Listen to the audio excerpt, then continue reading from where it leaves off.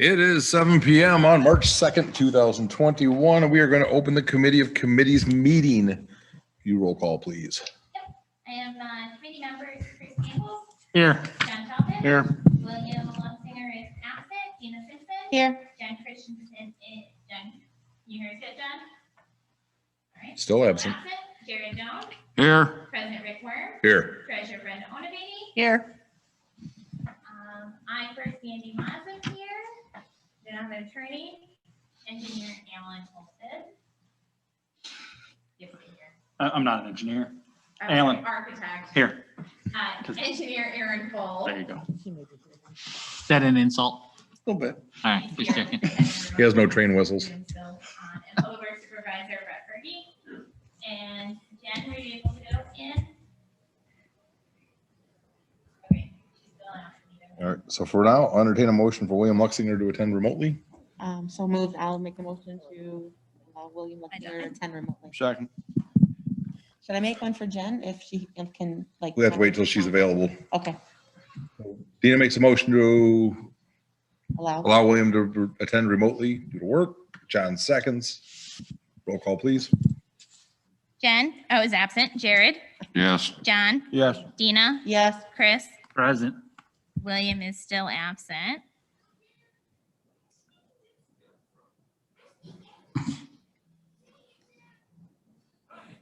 I have 3 yeses and present, which doesn't really go either way. Would you like to vote just in case? I'll vote yes. Okay.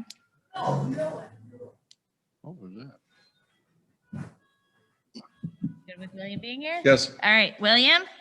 I'm here. What time is it? 7:03. All right. Jen, are you been able to get in yet?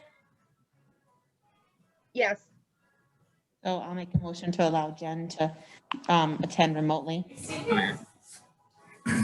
Allow Jen to attend remotely. Jared seconds. Roll call, please. Jared, Yes. John, Yes. Dina, Yes. Chris, Present. William, Yes. and Jen is absent.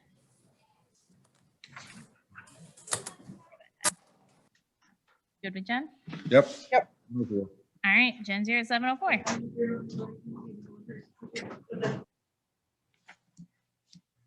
Okay. We'll move on. The minutes from last month. I'll make a motion to approve the February 2nd, 2020 Committee of the Committee meeting minutes. Second. Dina makes a motion to approve the February 2nd, 2021. Oh, Says 2020. Clerical error. So you did say 2021? I did say 2021. Committee of Committee meeting minutes. Jared seconds. Roll call, please. Yep, John, Yes. Dina, Yes. Chris, Yes. William, Yes. Jen, Yes. Jared. Yes. Motion passes 7:05. Just for the public's knowledge, we are still under the COVID rules. So instead of being able to get this through quicker, we still have to do roll call for every vote. Okay, we'll move on to the officers, and we have Alan. Welcome. Thank you guys for having me. I believe in your report, you guys have the preliminary site study that you asked me to do back in, I think it was November, that we had gotten together last on this. So we went through, when I talked to you last, I told you I'd get you some exterior elevation, get you some costs, get you some site when we were entertaining the former wastewater treatment plant site. When I dug into it a little bit further, we kind of determined that there's probably 2 locations on that site that actually work pretty well. So both of those options are presented in here, along with 3 different construction type options that are presented in here, along with 3 different shapes. So while you have, 18 different options, I really expect you guys to get down to 2 or 3 by the time you want to move forward with this. And that's not necessarily today, but trying to get everything out on the table so we know what we want to do going forward. You guys have the numbers. So as we work through here, work through pretty quick. Stop me at any point if you've got questions. But on the cover, just kind of identifies the area that is that space. It's about 11 acres. It's a little under. There's 3 acres that is just unbuildable because it is the ditch that runs right through kind of the middle. And there's just over 1.5 acres to the, what I called the north side. It's kind of northeast, right? If I'm doing this right, northeast. And then there's about 6 3/4 down to the south and the west. So that's really what's on there. And then in the summary of what we did, kind of everything I just explained to you. The size of the space that you'll see on the next page comes directly out of the space use study that we did back, I think it was February of last year, presented that in Long time. April. We started that, a while back, but so that 4,800 square feet comes forward onto this. So the first option, and just kind of break it down and show you exactly what's going on here. Thank you, Rick. So on the top, you have 3 images. To try to simplify this, you end up with only 9 across the 18 sheets. But this is more of a longer square kind of shape to it.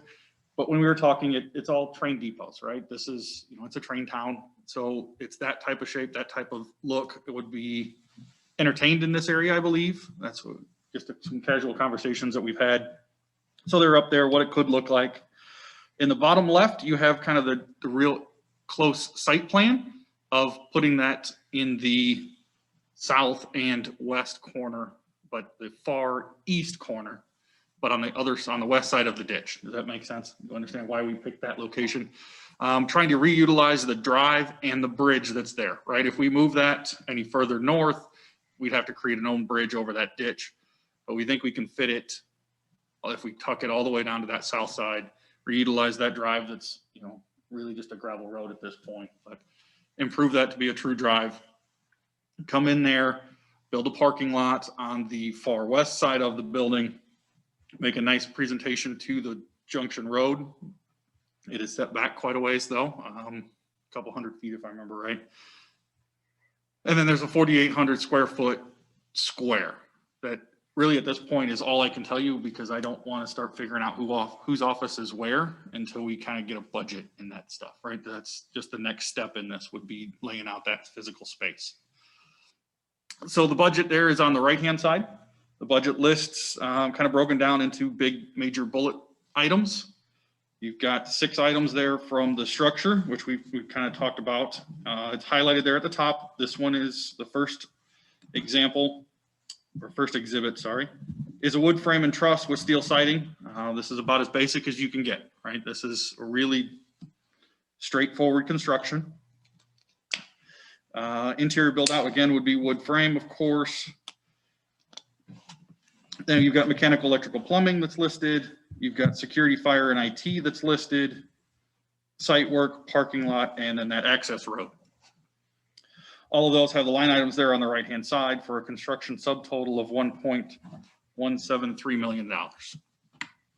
On top of that, right, we're trying to give you a all-inclusive budget is the professional fees. For that site, we figure with all the way through construction, architectural, mechanical, electrical, plumbing, structural, civil, all in would be $145,000. With a 20% contingency right now, because we simply don't know. I expect that to get much lower once we start getting into design and get you better numbers, but we still want to hold that at 20% until we make decisions. So that puts you at a total project budget at this point of $1.552 million. Questions on that one? And do we want to go in that much detail on the rest of them? My personal opinion, I realize too that like the public can't see that. Yep. I'm currently screen sharing, Ooh. trying something new. Wonderful, because then in my opinion, I feel like I read that information. So like the total is great, but I don't know that I need all the breakdown, but I can't speak for everybody. Okay. No, I don't need all the break.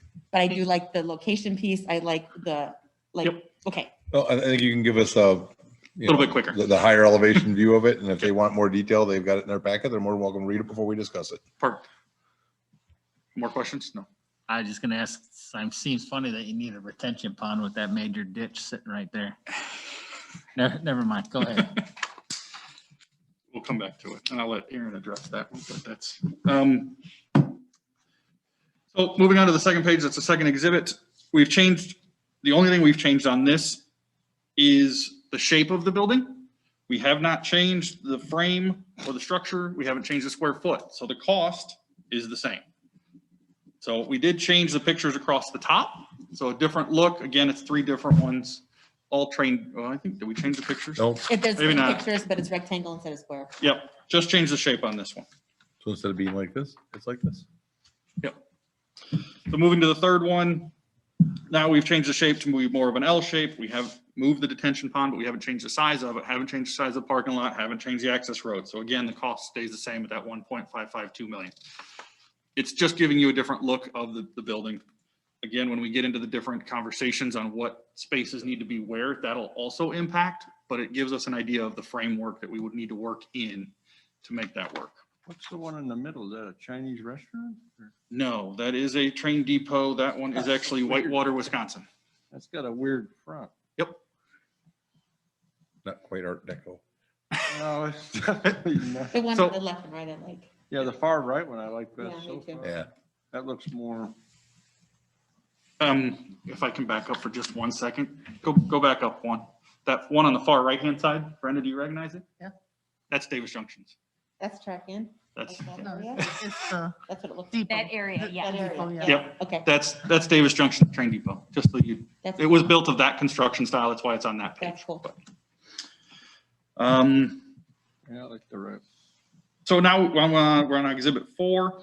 We've changed, you can see we've changed the pictures across the top. That's the first thing you guys recognize. But I changed the pictures because we also changed the construction type. Now we're into wood frame with a brick veneer, brick facade. Brick over frame. Correct. So that changes a few items through there, brings the construction total to 1.243 million. We fixed that fee again at 145 because we're not changing the shape, we're not changing the style. So we're a $1.636 million project. Still a square. The next 3 change the shape of the building again, keep the same photos. So now we're in a more long building or an L-shaped building. Again, still in that, I don't know how to refer to it. I refer to it as just simply the south site, but it's the south side of the ditch and the west side of the ditch, but as far east as I can get it. Can I ask a weird question on all of them, the way it's set up in the, like, Mhm. where the parking lot is and where, and I mean, does the front of the building face the parking lot and then the back of the building faces the road? Correct. The entrance faces the parking lot. And just a couple of conversations we had is there's intended use for that park. So that parking lot could be a double use where you don't need that many parking stalls necessarily for Village Hall. That is what your ordinance says. That's what, how many you need is the 22. I'm doing this off the top of my, oh, I can probably read right here. 20 stalls, sorry. The 20 stalls is what your ordinance says you have to have for a building that size. So they're there. But we've placed it in a way on that site that you could use it for a park, right? If you put a pavilion or you put something, I think a dog park was mentioned at some point. I have no idea. That's a whole nother conversation. But it's on the backside so that it could be used for something else at the same time. And that pathway that's right there will eventually leads up to, will hopefully may eventually be a walking path up to Autumn Wolf, and there parks up there as well. So additional parking for that need. And I had talked about doing something like that too. So having that on the far side and not in the front, so it would be a double use. But we could absolutely make the street side as a, Okay, aesthetically pleasing, I guess is a nice way to put that, as needed. So it wouldn't be just the backside of a building. I think that covers that, right? 1.636. So that's what you'll see on the next 3. Did I get through that? Yes. I changed the photos. Which one? It looks like this, 7. this one goes to brick over block. Yep, 7, we're on to brick over block. So we've changed, we're back to the square shape, but we went to a different facade. Not the greatest of photos, but they are brick over block construction. So, And a bit of history on that was after well 2 burned down. Yeah. The board at the time had decided that, at least during their tenure, that any building that was built would be brick over block because that was brick over frame. And once the fire got up into the roof, it just ran the roof. And we almost lost the well. We lost operation of the well, but we didn't lose the well. So the biggest thing about brick over block is its longevity and its resistance to fire. But that's just the history of what we decided to do in the past. Of course, this board can do whatever they want. Sprinkler systems work good too. They do. And there is a line item, you'll see it in there, that's the security, fire, and IT services, is a fire alarm and a sprinkler system. So kept it in here with the block option too, just so we can try to compare out apples to apples on the construction type. I don't want to start moving too many things in and out so that we can't compare apples to apples. So the fire alarm and fire sprinkler system still in here. As we go to brick and block, that construction is a 1.28 is what we'd expect. Again, the fee is fixed. Contingency still at 20%, so we're $1.681 million project. So now we take, those photos, we change the shapes of the building, so I'm skipping just a little bit. We're gonna jump over to 10. Exhibit 10 changes the location. So again, you've got the same photos that you saw the last time you saw a wood frame, but we're back to, so that's the front half of what I'll call this report is the south site. Now we're gonna work on the north site and work through the same options that we worked through before. So we're back to wood frame over steel, wood frame with steel siding. But we've changed the parking lot design a little bit too, since we're no longer accessing off of the road. We'll do angle parking, have the drop off for the utility payments, turn around and exit back out onto Junction Road. So you'll see as we work through that budget there on the right-hand side, the costs have all gone down, and we've, the parking lot's just a little bit bigger because of that design, so it's gone up slightly, but you lost the $80,000 access road. So I left the line in there so you could see it, but there's a zero budget item. So that construction subtotal at that location would be $1.1 million project. The fees, we don't have to design a road, so we took $30,000 off the design of that. So we're at $115,000. Contingency still at 20%. For that site, that construction type, we're at a $1.438 million project. So next three, again, are just changing building shapes. So 10, 11, and 12 should have all the same photographs at the top, different building shapes there on the left-hand side. We're on to 13 now. 13, you can bring that pictures back that you guys enjoyed with the brick, but we're brick over wood frame or steel frame again. No access road. Same options that we just talked about, but just simply changing the construction type.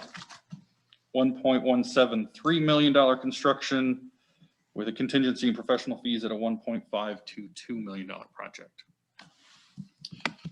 So as we flip through, and I'll just do it really quick, right? The only option we have left that we haven't talked about is that north side and concrete block over brick.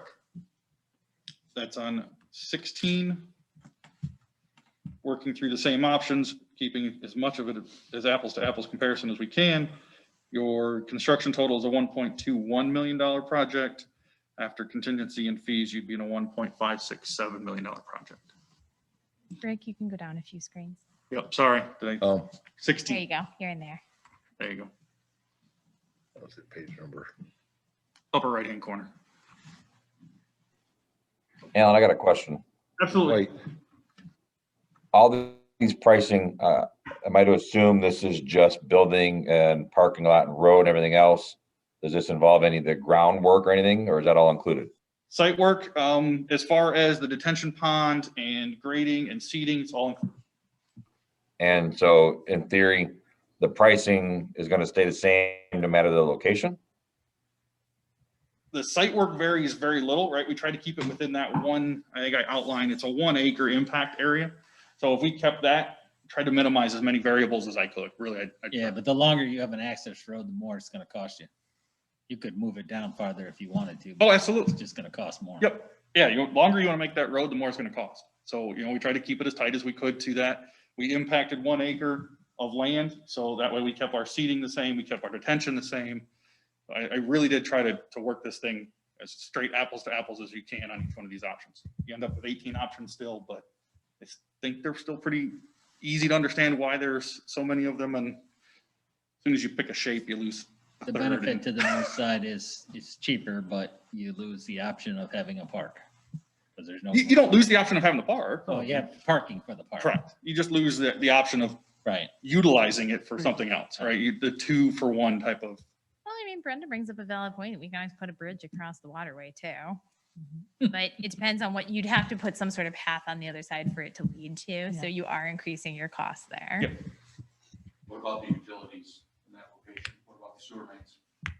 I have to let Aaron talk to that one. I honestly don't know exactly what's there. You got, I believe, I don't have my maps in front of I me, don't but you got a force main running down along the road there. And then I thought we have gravity coming in from the From- west to the east. Okay.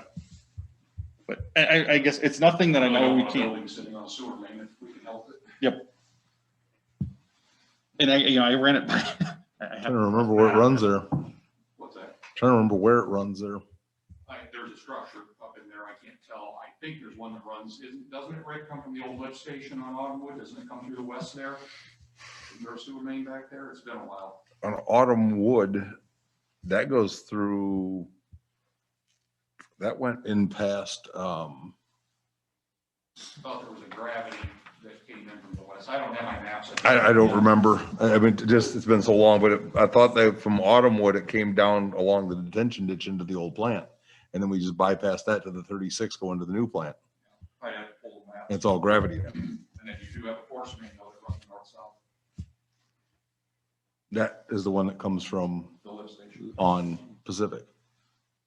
No, yeah, It's the only lift. it does, yeah, because Pacific, the whole idea is to get Pacific to go that way eventually. Yes, But right now it still goes back that, yeah. correct. But correct me if I'm wrong, the building itself would not be on it. I It have no would, idea where the location by this map. I have to look. And but it would, I have to trust that I ran it by Matt. yeah, I have to Yeah. trust that, And you know, based on the there's something- setbacks, we should have our piping should be in the Yeah. easement. Be fine for Correct. force main. I just Yeah, can't yeah. remember what's coming from the west. yeah. If there's any. I think from the west, it goes more, and again, I could be wrong. I haven't looked at the maps forever. I think it goes more south before it comes over to the plant. Yeah, like I said, I'd have to see where that manhole is in that.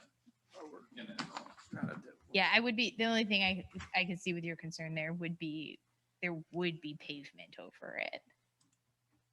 At points. Yeah, at points. Wherever Because you your- put a your- parking your lot access. In the access points, you would have pavement over it. Like I said, I just have to be concerned Yeah. with that because snow removal. Let's see if we can see the structure.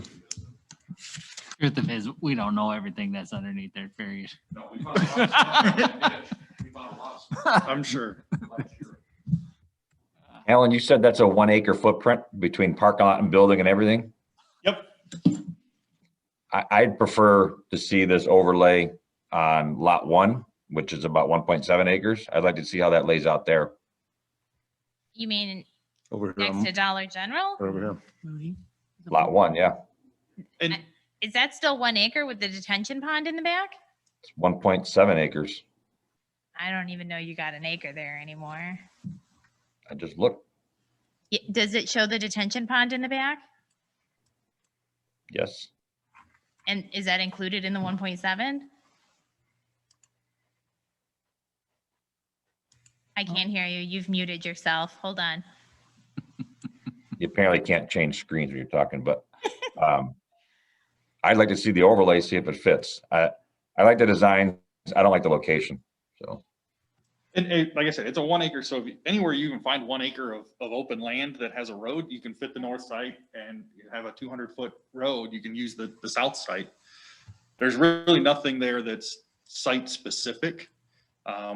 Especially that site, because it's flat as all get out. So there's nothing really there that I had to design around as far as, a hill and draining water anywhere that really needs to go, so. But if you had, you save your $80,000 on a roadway, right? I don't understand the question, sorry. The driveway. Yeah, Save the money on if the you hit a driveway. road right now, yeah, you'll Right. save 80 grand on it, yep. No matter whether it's on the the north side or over on the lot that we have. Correct. Yeah, okay. Yeah. So are you asking Alan to just do an overlay very cheaply so that you can see what that looks like? I would just like to know if it would fit, yep. For you go. Said all you need to think. For the only structure I see Hold on, he is went to that go one. get the maps.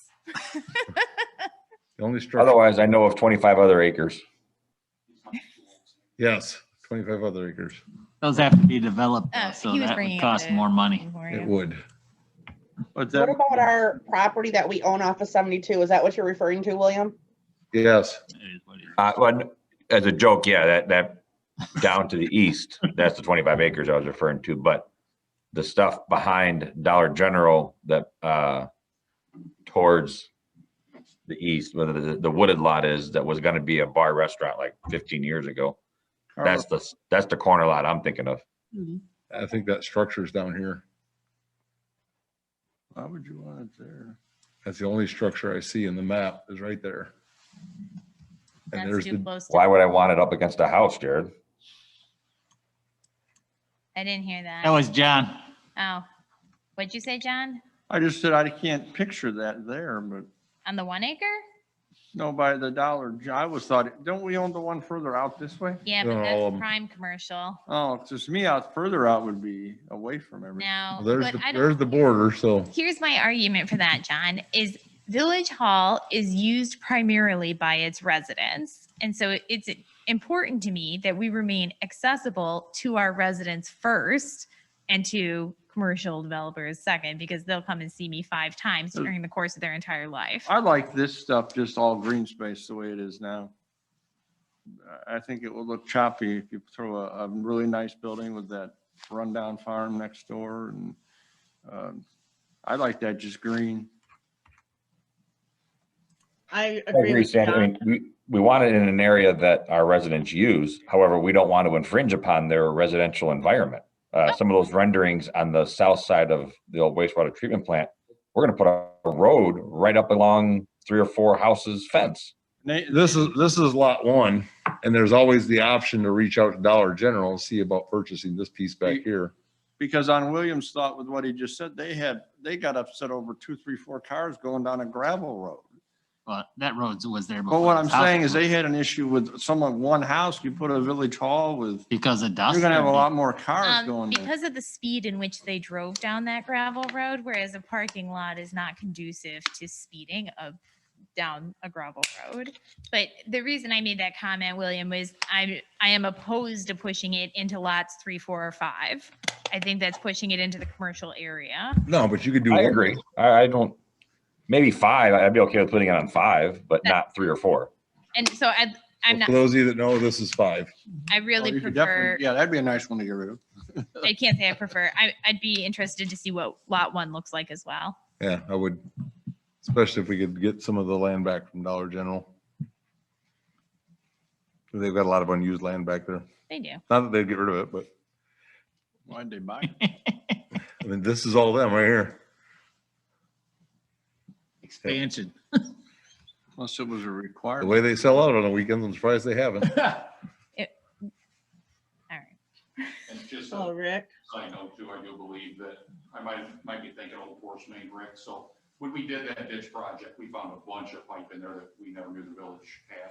Chris can tell you. In where? Oh, I'm this- talking the old. This ditch, at the wastewater- old wastewater plant, So just so everybody understands, this one. we're good to go. There's sewer running out there though. No, that's fine. There's a lot of stuff in there. I just like it better green. You know, Because- either site's good with me. The lift station was here, Yes, and I want to say it came just pretty much straight out. yeah, it's still in the ground. Can you just check for us to see if it would fit there? If it's a 1 acre lot, it'll fit. All right. That's what I'm getting. I don't know what size it is anymore since they put the detention pond in the back. And by time. You're gonna have an issue confirming a curb cut as well. The curb cut would have to come off of Moody. Yeah, it's gonna There's come no off the way side. that- You're not getting it on Yeah, 72. 72 is not going to allow Which it. the issue is gonna be, do we have 200 feet of access To get the curb, before you hit the Before you hit detention the- before we pond. hit the detention pond? Yes. The only other option would be to come in off of the Dollar General backside if they do want to sell it. And then by the time you guys make this decision, I'll be gone, so I'm gonna put my 10 cents worth in now. The rectangular one really does look like a train station as opposed to the L-shaped one in the square. So I'm just putting my 10 cents worth now, so it goes in writing that I Yeah, think but that's the I best. would agree with that. But I would say the train station and those designs that look like the choo-choo stations would be more suited over by Ogle Crossings. If you put it over here by the park, I don't know. I'd rather have something that was more, That looks like what we're in right now. That matches the neighborhood and blends in a nice brick building. But not the try, I don't know. that- Very nice right I'm there. for whatever's the Station. cheapest. I know. I think it'll. If we do it cheaply or inexpensively. I think it would Maybe look we nice. ought to just I'm rent it back to excited to see Dollar what that General. looks like right there. Yes, I agreed. like that idea. It don't matter to me one way or the other. I don't know. Back to the drawing board, Alan. That's We fine. tried to modernize our train. Well, the drawing board is done. You just got to lay it over on some other property. It's all good. Correct. Yeah. If Well, know I what- appreciate your work on this. It looks Yeah, nice. that's Thank you. fantastic. I hope I answered questions. I guess that's what. You did. We're moving on from theoretical questions. And it gave us an idea of an approximate like cost. I mean, before it was just like, oh, we want that, Yep. like, I just can't do that. So. Nope, thank And you. The only other thing I'll throw in my nickel's worth is Village Hall's always been on the original side of town. I'd like to put my 2 cents in too. Oh. Hold That's on one another- second, Glenda. John, but when Village Hall was originally here, those two massive subdivisions that housed 75% or mean, though. more of our residents were not there. But would the So it original was side, the formed. original settlers want it over there? I still like to respect the original settlers. And what are you gonna do with that wastewater? Okay, treatment that plant? lot in full size is 1.69 acres. I have to believe that if you take that third out of the back, Yeah. you're still gonna be 1.2. Willett Hoffman has drawings that show the exact size of that detention pond because they had to help us approve it when Dollar General came in. And your cut for the access is gonna be very close to where, I mean, here's your cut off 72. Yeah. Yep. be You're, right you're at the looking edge at, of you're it. looking at putting the cut here, which should still be outside the detention pond. You're basically putting Village Hall up here, which would have the better view of 72, and your Yep. parking would be out back then. So it might work really well. Glenda wanted to comment. Rick? Glenda, go ahead. I think the location where the former water treatment plant is horrible. It should be kept right where it is right now, or to the west, like William suggested, to keep all the buildings, what limited buildings you have that are still have some historic value together.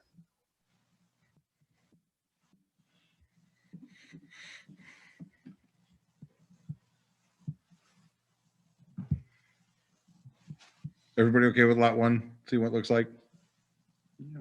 All right. Yeah. Make it happen, Ellen. There you go. Vote. I said I shook my head even though I don't vote or have a second. It's that whole control thing we talked about earlier. I know, it's bad. I'm shaking my head and you can't even see me. See? I was shaking it for Jen.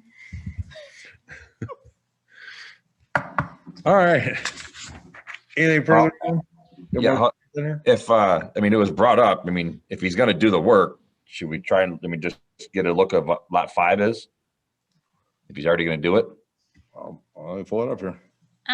My concern with lot 5 is if we choose to use it, I would like to see some space for parks or public works materials still continue to be there, but in a nicer fashion. So, my idea, if we use lot 5, would Village Hall in the front, parking in the back, and then another additional building for public works or parks in the back for additional storage for them, So because that lot's conducive to that type How of big- setup. Lot 5 is just over 2 acres. Yeah, or conducive to parking in the front, Village Hall, and then the backside of Village Hall having additional. Yeah. storage. Yeah, you're gonna want the parking in front and then hide the other stuff in the back. But either way, Well- if we chose to use lot 5, I would recommend a large And that's- building with And additional that's storage. also not including including what we had actually set aside for road going north. So if we decided we weren't gonna do that anymore, we could actually take up that piece too, How far north would you go? Utility. utility. Oh, you mean if, oh, you're talking about something else. You're referring to if other things came through. So if you want to see lot 5, do you care if Alan adds another building outline to include something larger with space for Well- public works and what that cost would be? We could simplify it for them if we can decide on some kind of construction. Unless we want to keep staying with the 3 different types of construction. I like the one that has, it's not the brick on brick, but it's the one before that that has the Brick over frame. brick on Brick over frame. frame. The way that looks. Well, and brick and block, I mean, really don't take the look. Once you go to the brick look, whatever's behind it doesn't matter. Okay. So whether it's wood frame or it's block, you go to Rick's comment earlier about the fire, right? You're paying for fire resistant materials versus cheaper materials, right? Right. This is where Chris is sample. It's going to be cheaper to make it out of metal frame or wood frame behind brick, and you'll still get the same look instead of block. Right now, metal frame's a lot cheaper. Oh, yeah. Yeah, Yeah. than wood frame. You're right. Yes. Yeah. And that's, the one caveat I have to have is if things continue like they are in construction, these numbers are going to be, as rough as they were to begin with. They're but skyrocketing. It's ridiculous. Actually, after I thought about it, we can probably scratch lot 5, because if I'm not mistaken, there is no sanitary sewer down that far.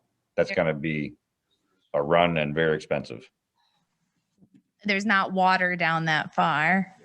There's sewer, not water. Water stops now At the edge of, here. Where? In front of our shop. yeah, it's on 72. Shoots across. Here. Yes. So it's not really that big of a shot. We put sanitary sewer all the way to the end of Lincoln? I thought we just put storm sewer. Sanitary. Does it go all the way to the end of the lot 4 or the end of lot 3? Manhole in the cul-de-sac. Okay. So sanitaries are just not water. Where does water, so what, does water run down Lincoln at all? Or does it stop over at Moody? No. It's on lot 3, the middle of lot 3. But that comes across here, I believe. Yeah. Yes, the only one, yes. Yeah, because there's a hydrant. It's on 72. Hydrant's over here, right? The hydrant here Hydrant's on the north side. on the north? Yep. The water's on the north.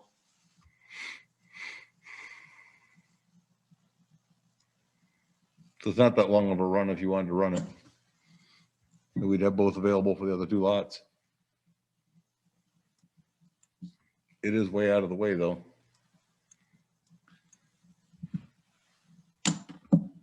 Anybody else want to see it on lot 5? Don't. I do not. John? No, I like the other one. All right. William, you okay with just looking at lot 1? So we also maybe narrow down the structure. I saw a lot of head nodding on the rectangle and not the square or the other one. I truly think the L will be best on lot 1. What's that?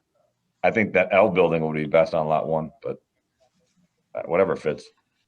What was the L one? So Or L. the L was Yep, Like that one right there. that right one. there. No. Oh, but Corner. you would just choose a different. never All mind. right, you're still doing all 3. The L would work because you could run it across 72 and then angle up Like north. Stony Eagle menu, there's just so many good things. Yeah, there was a lot of choices. So No, I appreciated that. Like, No, I do too, but it's like Stone Eagle, you just don't know which one. Okay, lot 1, yes. Do it all over again for lot 1. 3 shapes. Yes. How about building materials? Is Building it materials, does everybody go with brick over frame? I am. Or just brick, and he can give the 2 options on brick over No, block. nothing really changes though, right? You're just, it's just how you set it there, right? Yeah, I agree with Chris. And we don't need the pricing. The pricing stays the same because it's based on square footage, right? Correct. Just do the 3 options with the 3 designs on lot 1. Go leave it there. Well, it does, because brick over frame is less expensive than brick over block. Correct, but they're asking for this at lot 1. Just Right. the So look, I'll give you the full Okay. thing for lot 1. Is it Perfect. literally just Popping moving it in there, design? right? Yeah. All right, It's a day's worth of work. Well, Rick, we good with that? Glenda's talking again. Glenda? has the board come to the consensus that they do not want to remodel the current village hall? Well, we can't afford it. They gave us the cost of remodeling the current village hall with all the remediation and the rest, and it was too expensive.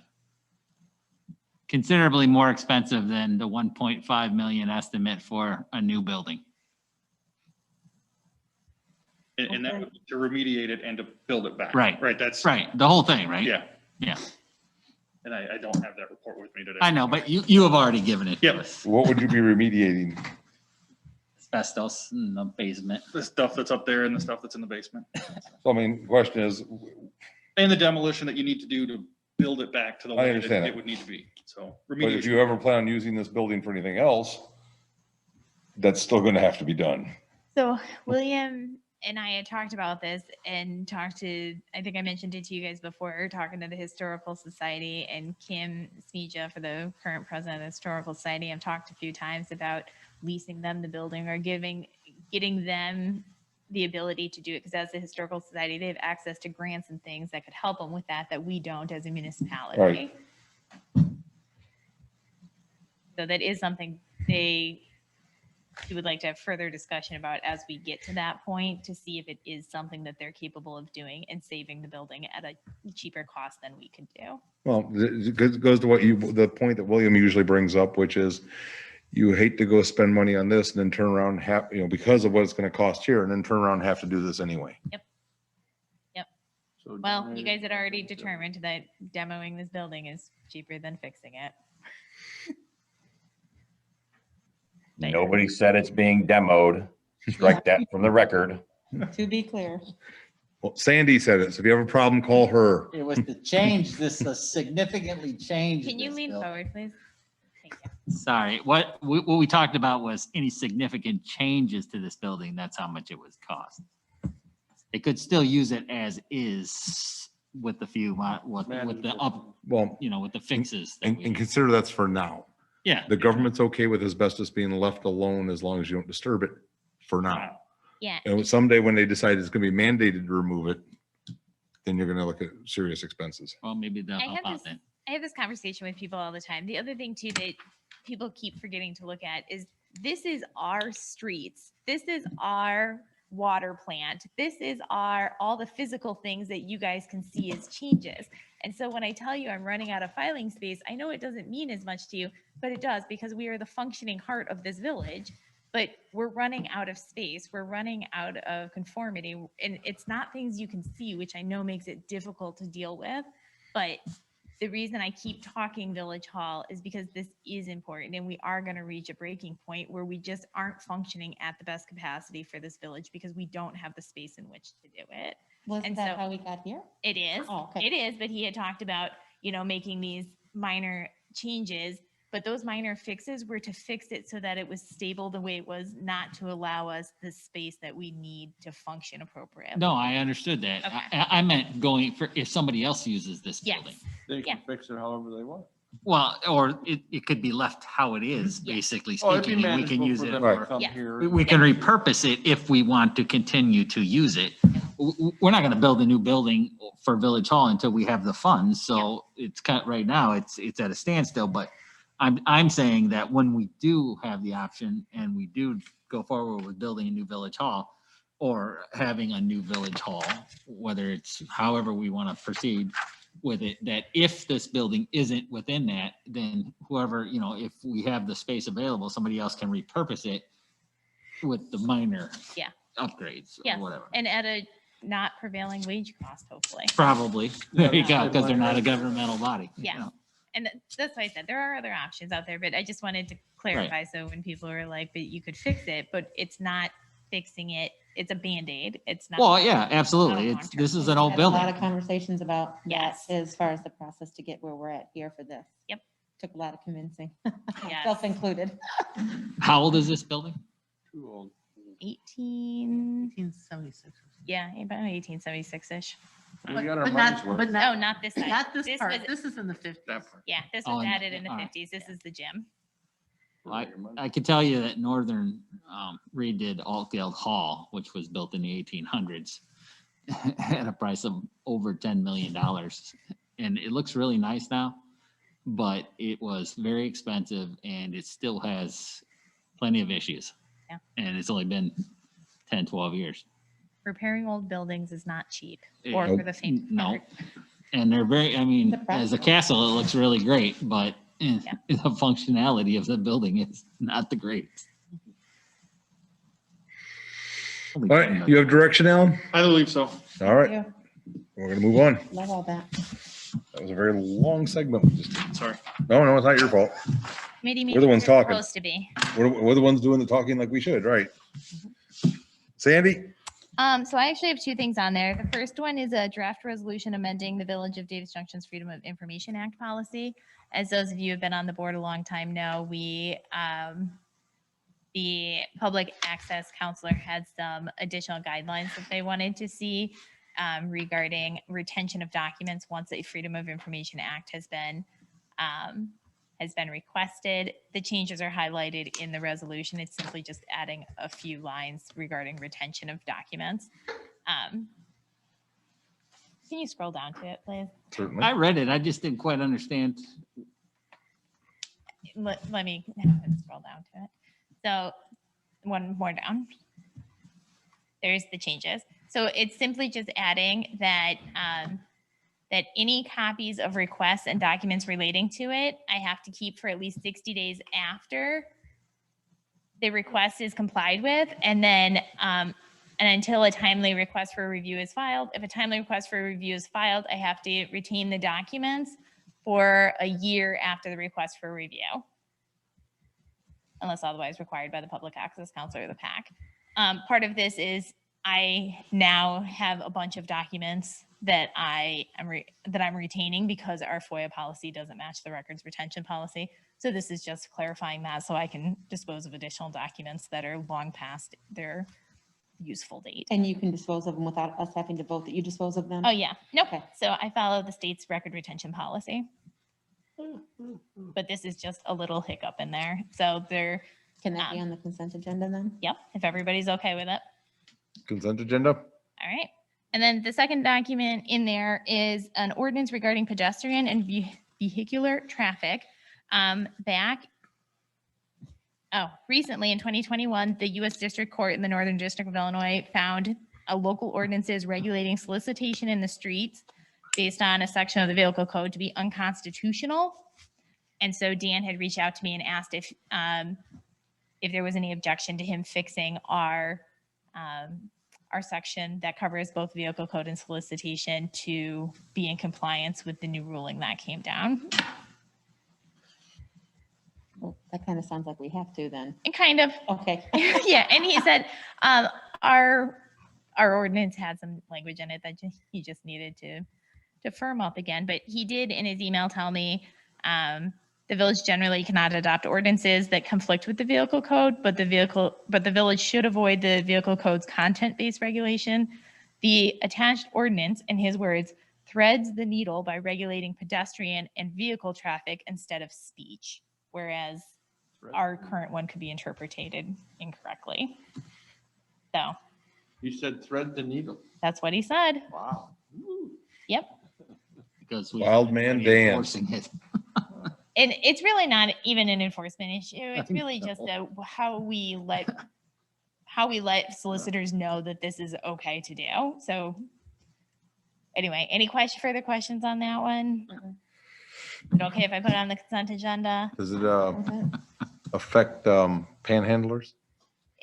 It is soliciting if in It the is roadway, street so that's exactly solicitation. what. it's for. Rockford just loosened that all up and it is crazy in that city. Well, to some extent, based upon this new ruling, they kind of had to. Ugh. That's why we're never going to be found unconstitutional, because nobody's ever going to give somebody a ticket or arrest them for it. Yeah. So those are the only two things I had on the agenda. The last thing is Village Hall is back to regular hours, 9 to 4, Monday through Friday. We are still closing for lunch on occasion when one of us cannot be here. We do our best power to make sure that we're not closed for lunch, but it does happen on occasion. So we do warn people, Monday through Friday, 9 to 4, closed for lunch. That's it. Brenda, Nothing right now. village engineer. Thanks for having me. Matt couldn't be here tonight, so I'm covering for him. Now I'll just go over kind of the project status report briefly. The first item was the Pacific Avenue culvert modifications. I believe Corey emailed Kelsey's final pay request to the village on February 25th. Yes, we have. Thank you. That job will probably be removed from the project list next month. I think that was the last thing that was still outstanding on that.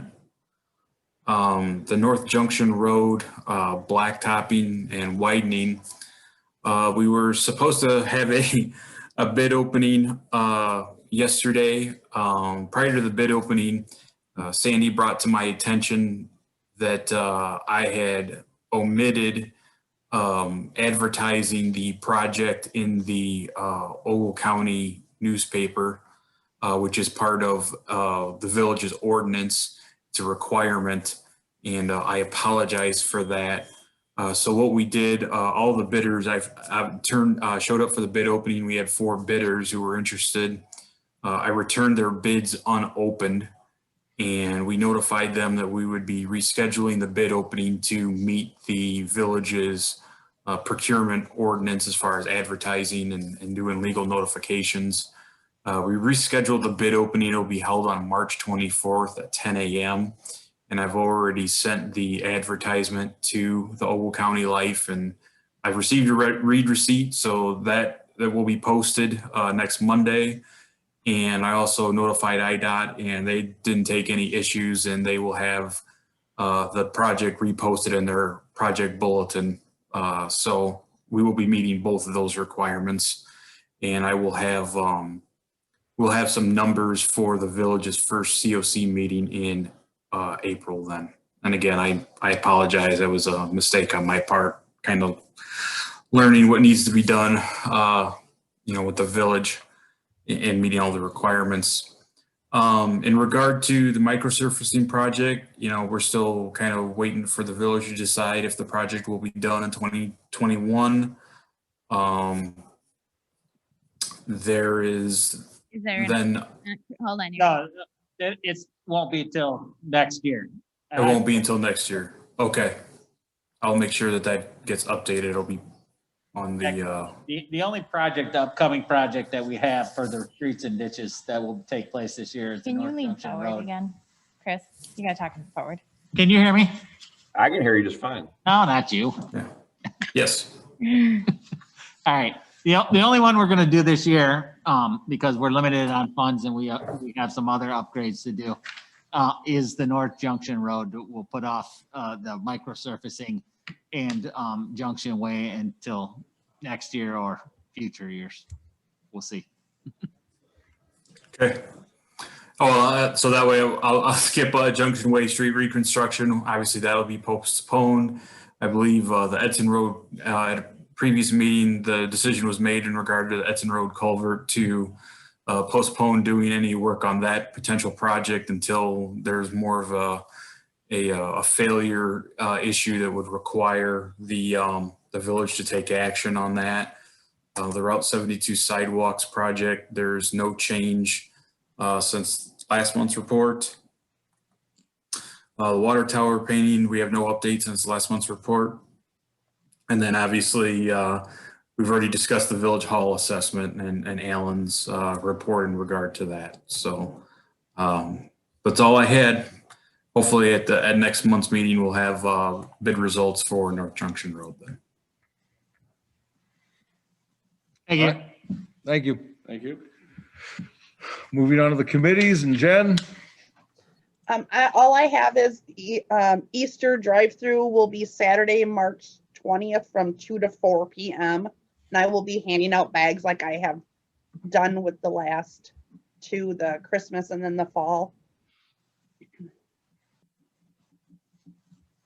20th. Thanks. You're welcome. Wow, John. on the good- 20th? good Well, the point. look on his face was like he's seen a deer, so I figured, if you didn't hear the question. I just was trying to remember what she said. The We have rooms 20th for you from 2 where I to work. 4. Yeah, I was At having the a hard fire time with it, thanks. We got rooms. available. Jen, do you need help handing out bags? Or are Might you need good? one. You and me both. I think I'm good, but there may be a chance I might need some help. That'd be good, first day of spring. Well, as Dina and I always say, just let us know. Yep, I will. Okay.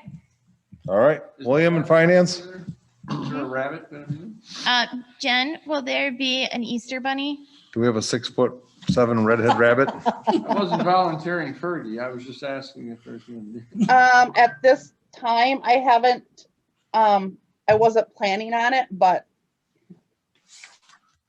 I can look into it if needed. No, John was just curious if it would be there. Okay. Was he there last year?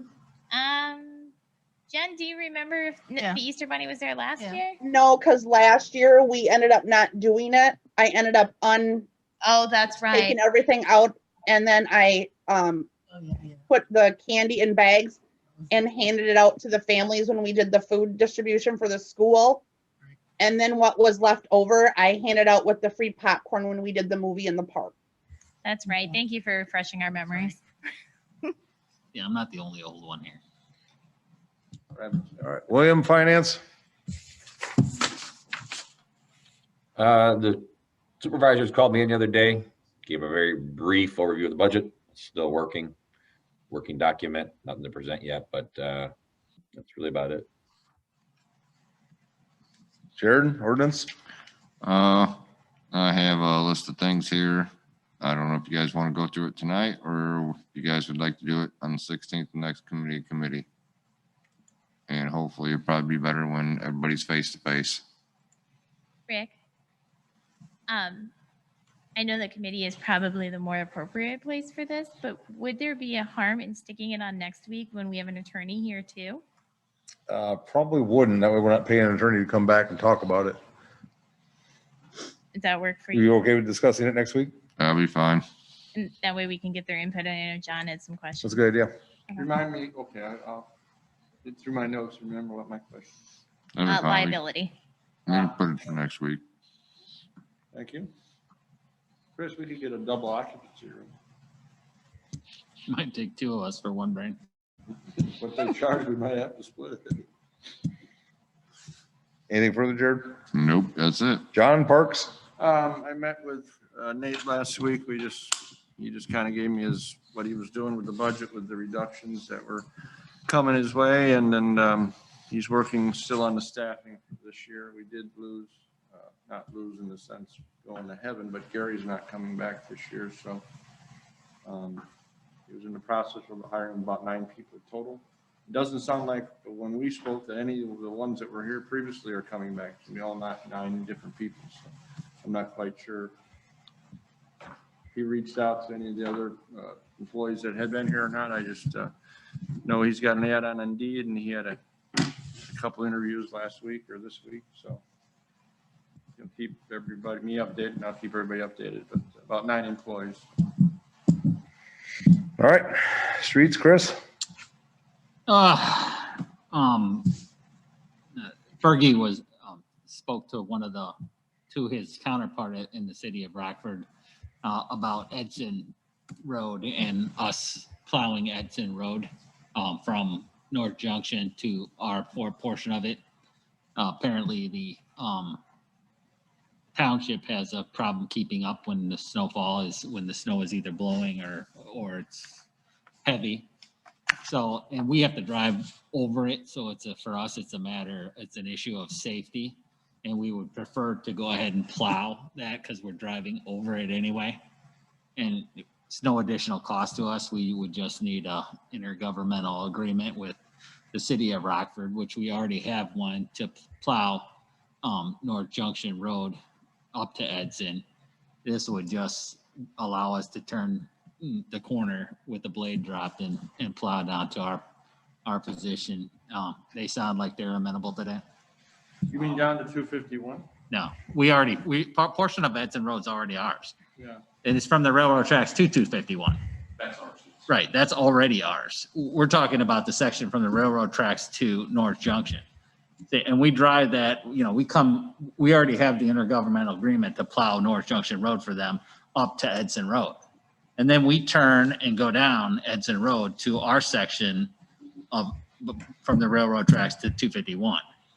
All we want to do is drop the blade and plow that in, because it's a matter of safety. If they have to go over it and the township hasn't plowed it because they're busy and they don't have as much and it's a small section and they're doing it for Rockford with an intergovernmental agreement already, then it seems smarter for us because we're already on it. We're going over it to just drop the blade and plow it. Is that how you see it? Basically. Yeah. To the Winnebago County Highway Department. It seems like one of those last storms. I followed him and he was plowing. It's the township. the Rockford Township on this. Maybe he just turned around enough to, because he went down a little bit. Well, the first section of it is ours. We should be He plowing that. turned by right hand coming off 251 and he still had his, I followed him down that road. All right, but that's ours. Well, then he plowed out. Well, then we appreciate it. Thank you. They seem like they're okay with that? Yeah, that's fine. I don't care. I'm just saying. He is, Kyle, who is the Director of Public Works for the city of Rockford. He said he was going to chat with his people, and see kind of what the feeling was there. I said I would update him after the meeting tonight to see, obviously what all of you thought about it. He likes the idea, but, he's got to follow change demand as well, and there's probably a lot more to go through in the city of Rockford than here, so. Anybody have any problem with pursuing No, I this? don't. I don't. We also, we have to renew the intergovernmental agreement already, so it's in, The intergovernmental agreement expires next April. yeah. So it's a good time for us to update it and add the Edson portion of it. Well, Which township is plowing that section? Was that? I didn't hear you. Which township's plowing that section of Edson Road? I think it's Rockford Township. Rockford Township, right? I think our understanding is that the city of Rockford has an IGA with Rockford Township to plow that portion because it is owned by the city of Rockford. City owns it.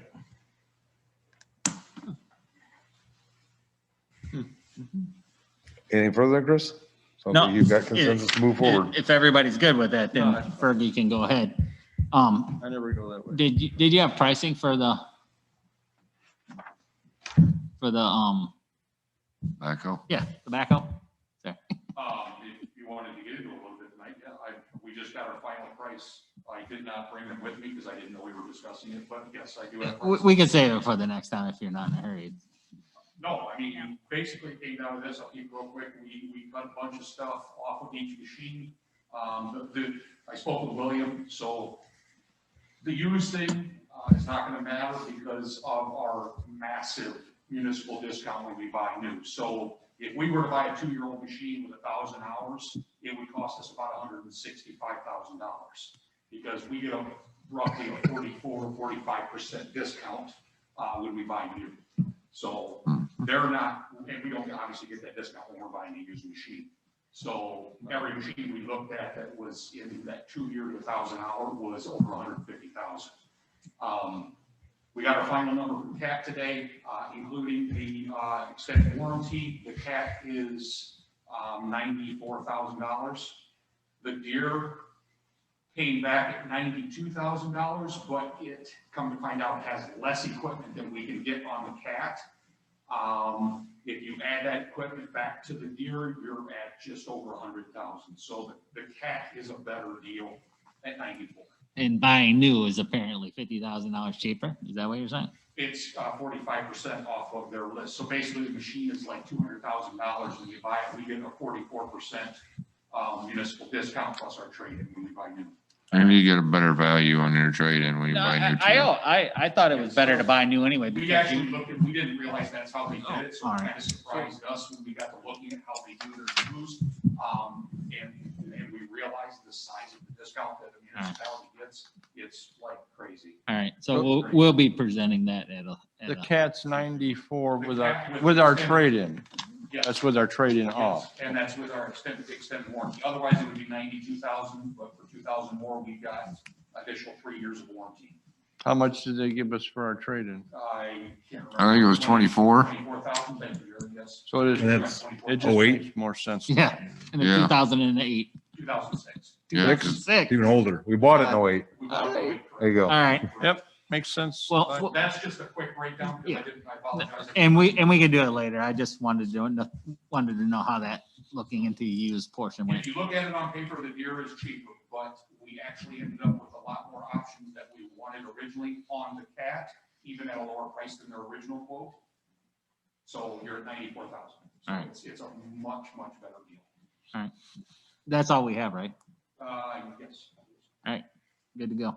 Utilities and Dina. I have one thing and Brett has a couple of things. Wanted to throw out there something, just maybe a thought process as where you guys are at. this past year, and we've had some people that have actually come to our village meetings because we've had some, I call them just like high reads or unusual reads on the water bills, and then people kind of get really worked up because they owe way much more than they thought they did. And then in turn, they think it's us and we can't really explain like what it is. Then they have a service call that they request for us to come out and check the meter, check this, check that. And the majority of the time, it's not on our end.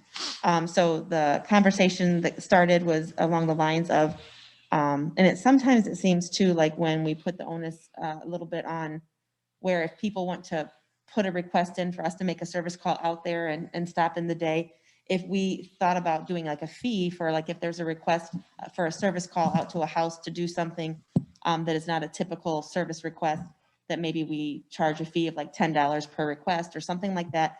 Just because it seems like over the past year, those that have requested, every time we've been out to the houses to do all this checking, we've been out multiple times. Not that we can't do that, but then it also kind of derails from your typical day. And I think often people are maybe making the assumption that it's on our end, and where sometimes we never really find out the actual reason it happened, or if there was a high read, but it's not on our end. So maybe that would also hinder the requests when people have maybe more people, more family living with them, more things that are going on that maybe we're not aware of. So I want to have us have a conversation about maybe adding a fee into our ordinances for service requests when we wouldn't typically. So what we've done in the past is we just basically go out there and do and read meters and go inside and check and see if everything is accurate. And we do that all on us.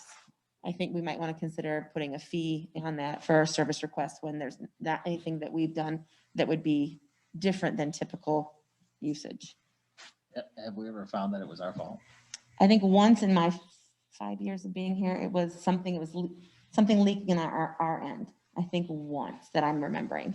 Oh, that's one of the breaks. Flapper valves are usually a big. That's fine. No, because it wouldn't have gone. I can think of only one that it was something that was on our end leaking. I don't remember the property it was, but I do remember lots of conversations. But that was not something recent. And even this year, there were several, but then the one that I think of that was a tremendous difference.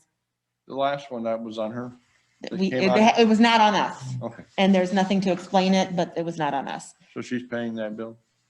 Everything has been arranged to take care of, yes. So like, I just think it's worth a conversation.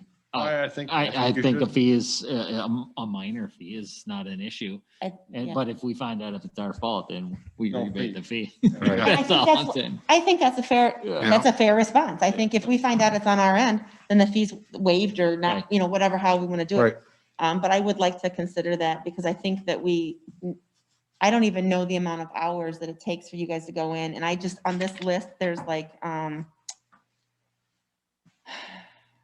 That's so all I'm gonna request ask. transfers, frozen meters, high bills, ours is usually high bills a lot, special readings, service leaks, and then other miscellaneous calls.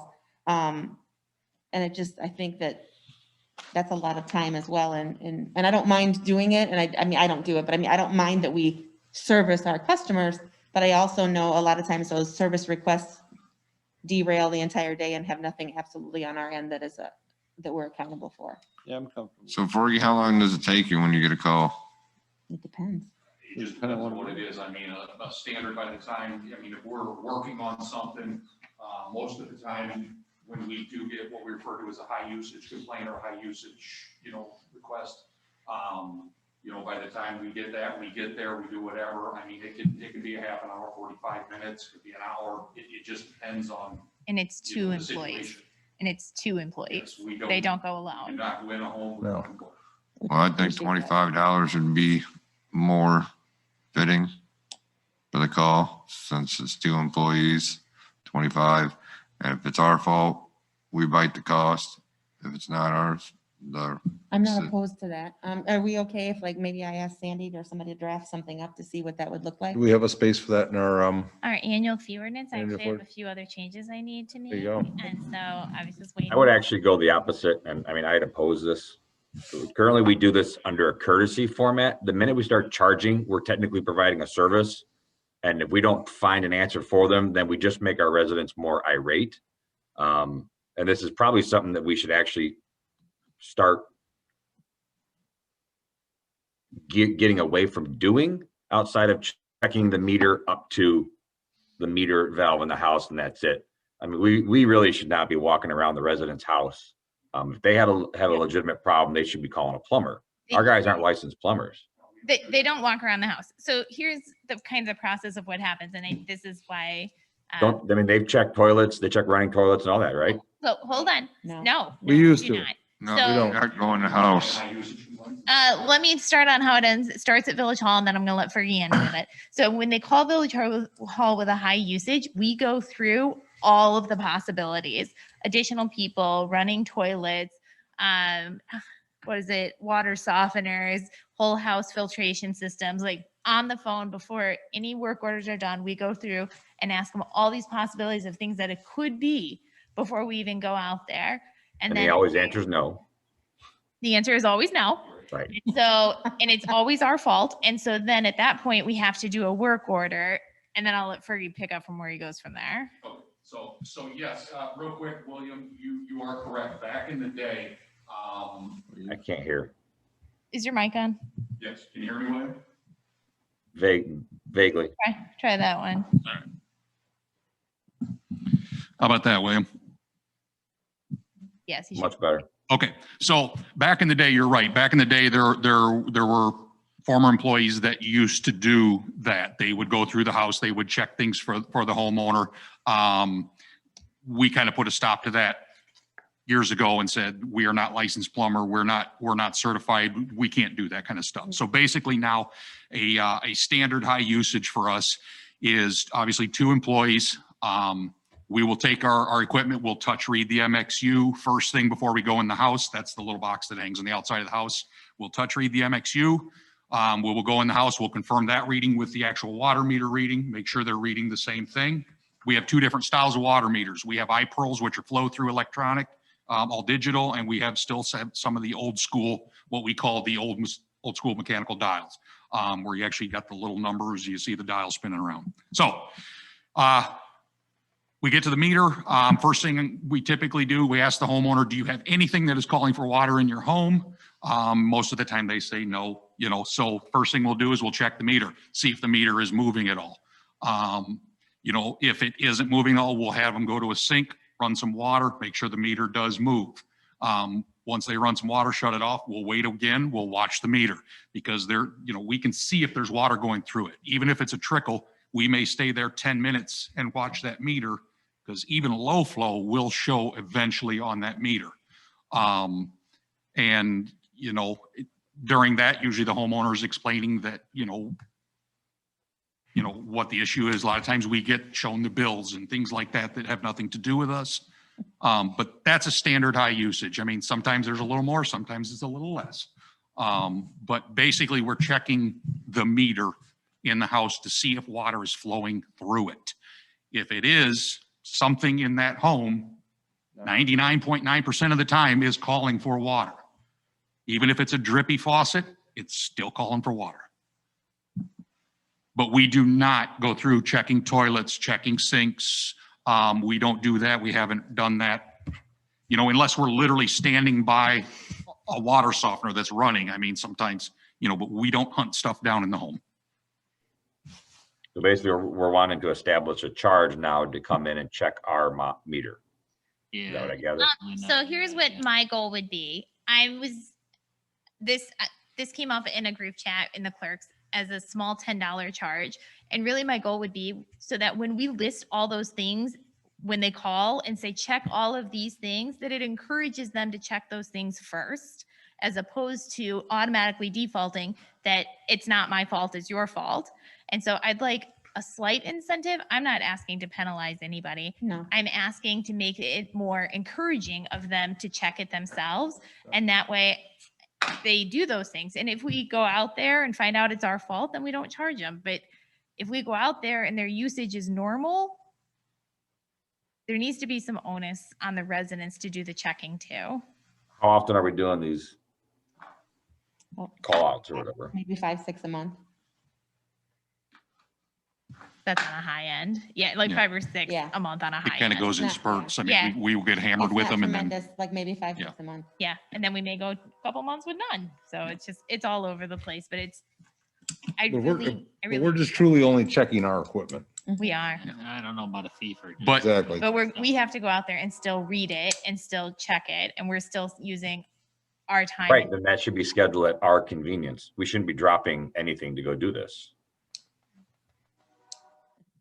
I'm not. the We're just going off with the Yeah, work I'm order. not the one that talks Yeah. to the customer on the phone. yes, so, and another thing that we do, William, just so you know too, is we always make the attempt to show the homeowner how to read their own meter Yeah. and check for low flow. Sometimes, very few, say, great, show me how. Most of them get upset with us because we can't find a problem and they walk away. So, but we always try to show the homeowner how to read their own meter. Yep. And we even, before they go out there, we even try to talk them through reading it over the phone, because we can see their last meter read and we can read their current meter read and see how much use. Maybe we had can in make a that time video frame. and put it online. And then I was just gonna say, that's an easy video that we can just publish. I'm just saying, that's, to me, I don't want to spend 10 bucks isn't a big deal. So, but truthfully, if you're just checking our equipment, then I don't think that charging them is the greatest idea. I would prefer to have a video and say, try this first, but we'll come out and check our own equipment. But if we find nothing wrong, you're still going to be, So the reverse side of that is, okay, so there's no fee, but you're telling us don't be running out there. So it might take a day or two if they're in the middle of a project. And so then the residents are upset because they don't feel like they're a priority. So you're kind of one or the other in that scenario. I didn't say don't run out there. I Well, don't. I think that Don't you stop do. what we're doing to go read a high meter is what No, I'm William. Here's what I'm saying is that clearly a high meter is not a life-threatening thing. So the doing it right away isn't as paramount as, and I'm not saying we put them 2 weeks later to go check. I'm just saying it's not a paramount importance, I would trust Fergie's and Sandy's discretion. And on how to handle it. what percentage of these bills typically higher than what they normally are? 2 to 5%.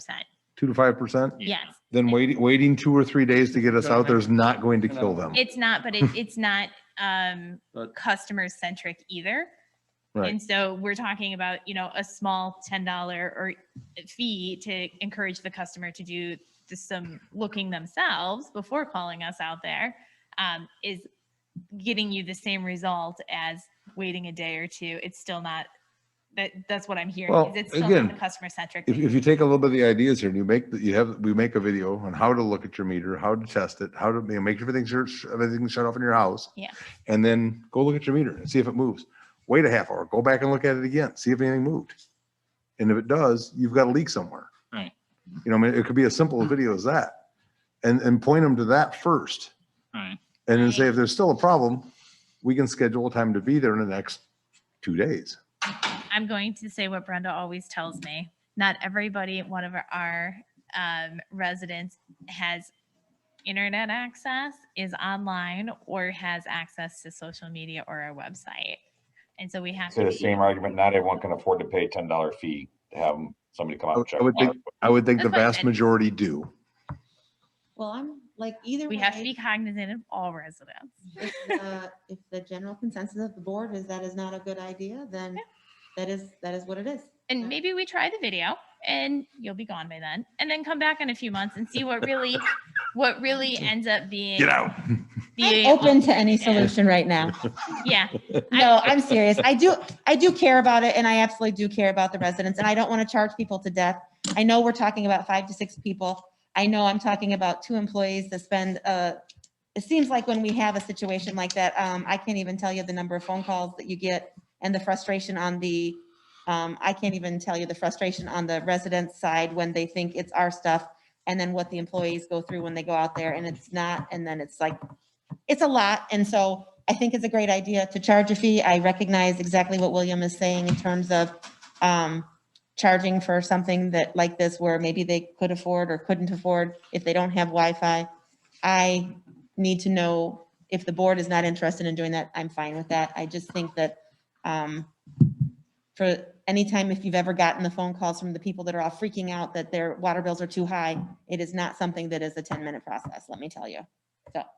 And then, Don't get me wrong, I'm not opposed to eventually getting a fee for it and scheduling it, but I think there's things that we can still further checklist to get them to I agree. urge to do I it. agree. And then maybe the fourth step is a $10 fee to get our people out there, but Nope, I think that's a fine. it's a novel approach.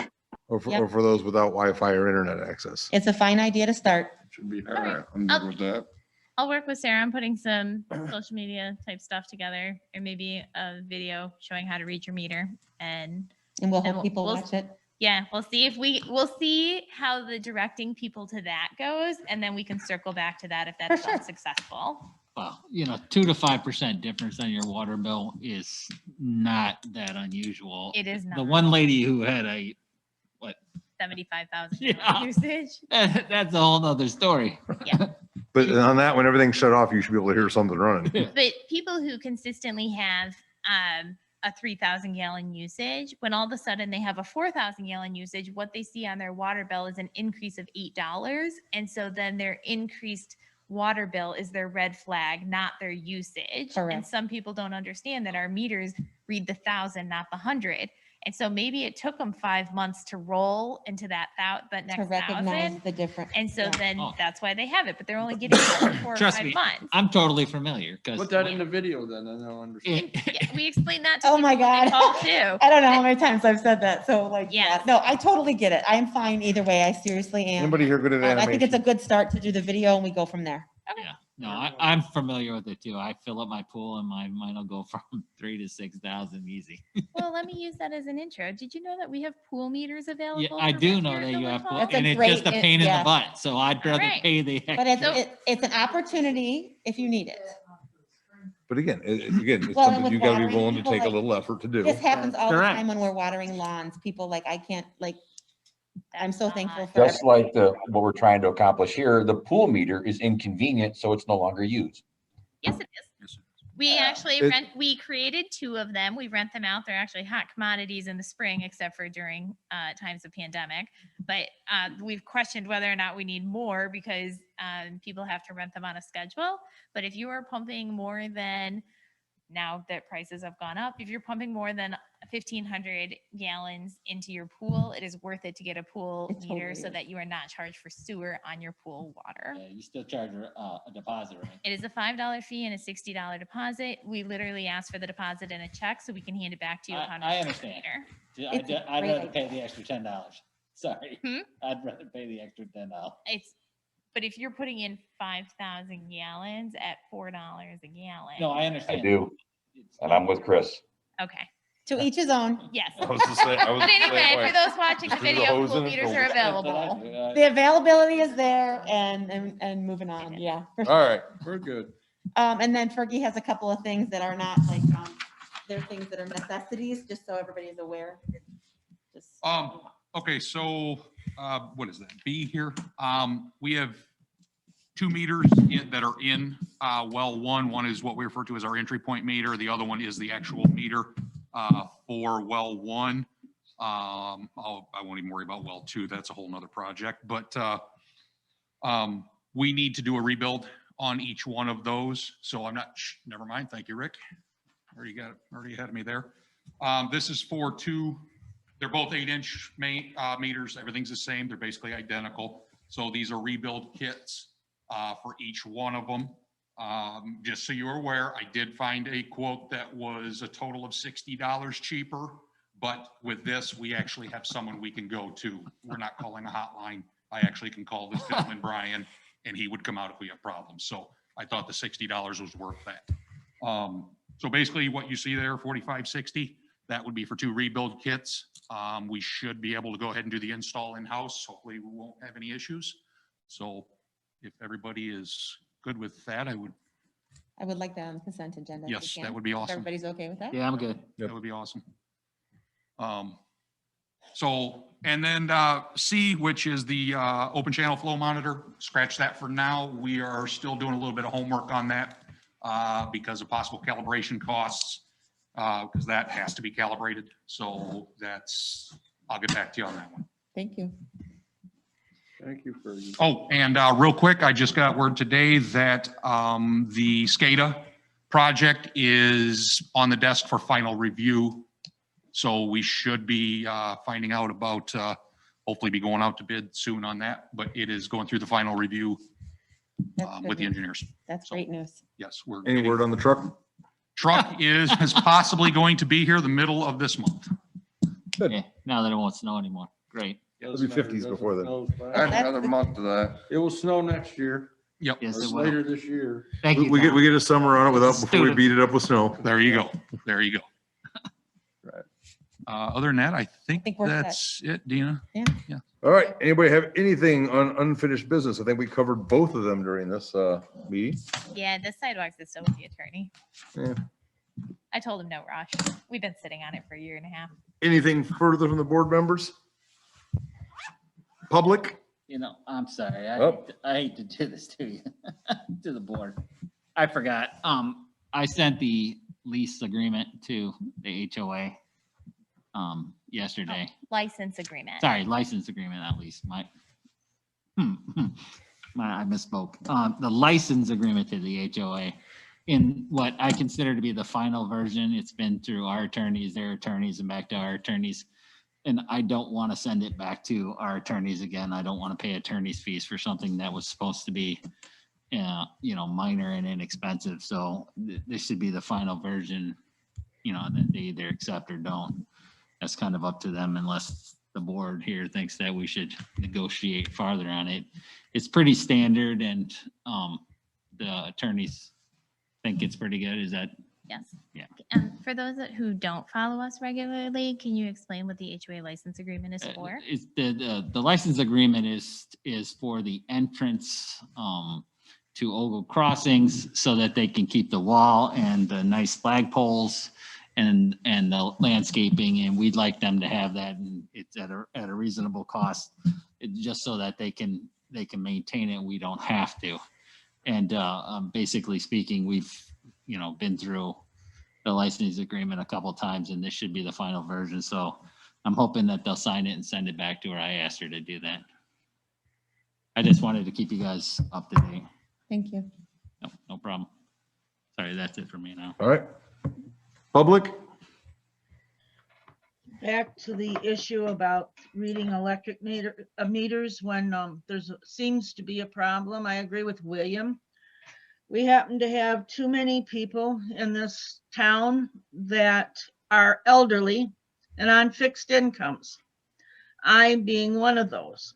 You throw an extra $10 at me and it will hurt because I'm on a fixed income. And also Brett can contest to this as far as me checking things, because I have had in the past a frozen water meter and no water. I cannot go down into my basement to look at a meter. Physically, I can't go down because of my health issues. So you need to keep that in mind too for some of the elderly. Good point.